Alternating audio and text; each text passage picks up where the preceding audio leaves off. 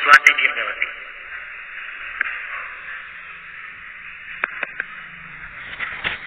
नमोस्तु गुरुदेव। महाराज जी मेरे दो प्रश्न हैं छोटे से।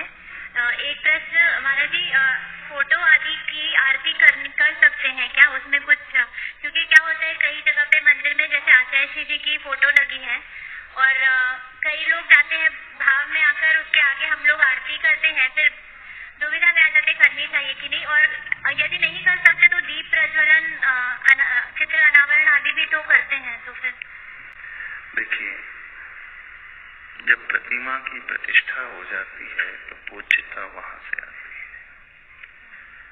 पूज्य प्रतिमा की पूजा की जाती है, द्रव्य चढ़ाया जाता है, आरती की जाती है।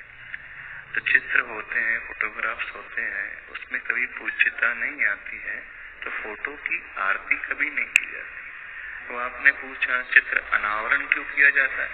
चित्र अनावरण इसलिए किया जाता है, जैसे ही कोई सभा प्रारंभ होती है, उस चित्र को जब हम अनावरित करते हैं, उस चित्र को देखते हैं, तो हम उस व्यक्तित्व से थोड़ा सा जुड़ने लगते हैं। चित्र से जुड़ना अलग और पूज्यता आना अलग है। और जो दीप प्रज्वलन है वो चित्र के सामने चित्र की पूज्यता को रख करके नहीं किया गया जाता है। दीप प्रज्वलन इसलिए किया जाता है क्योंकि मंगलाचरण सभा आदि में एक शुभ निमित्त को लेकर के, शुभ शकुन को लेकर के किया जाता है, और दीप का जलाना एक शुभ शकुन है, इसलिए वहाँ पे दीप प्रज्वलन किया जाता है। न कि चित्र है, आचार्य भगवान का फोटो है तो पूज्य है, पूज्यता की दृष्टि से भी नहीं किया जाता। वो एक अलग व्यवस्था है, दीप प्रज्वलन करना, चित्र अनावरण करना। फोटो कभी पूज्य नहीं होते, और इसका अत्यंत इसकी अभिनय करने लगो।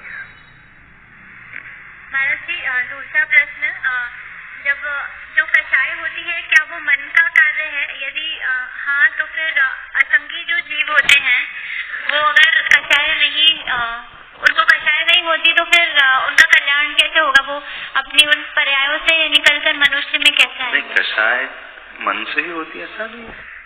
जैसे एक इंद्री से लेकर आपने स्वयं का असंगी पंचेंद्री तक जिनका भाव मन अथवा द्रव्य मन नहीं होता है, तो वो सारी जो संज्ञा आदि का प्रयोग है, कषाय का उदय तो उनमें भी होता है।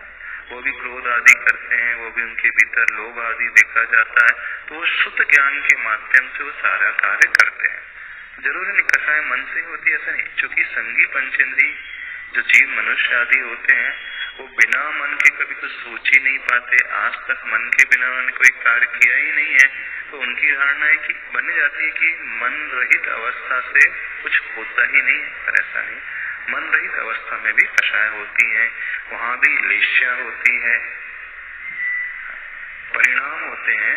इमोशंस जो होते हैं हमारे, वो इमोशन न केवल मन से ही होते हैं, लेकिन असंगी में वो शुद्ध ज्ञान के, जिससे कहा जाता है ज्ञानावरणी कर्म का क्षयोक्षम विशेष जो शुद्ध ज्ञान है उससे होता है। करेंगे श्रीमती स्वाति जी जैन अमरावती से, और इसके बाद तैयार रहे श्रीमती रेखा जी जैन। गुरुदेव के चरणों में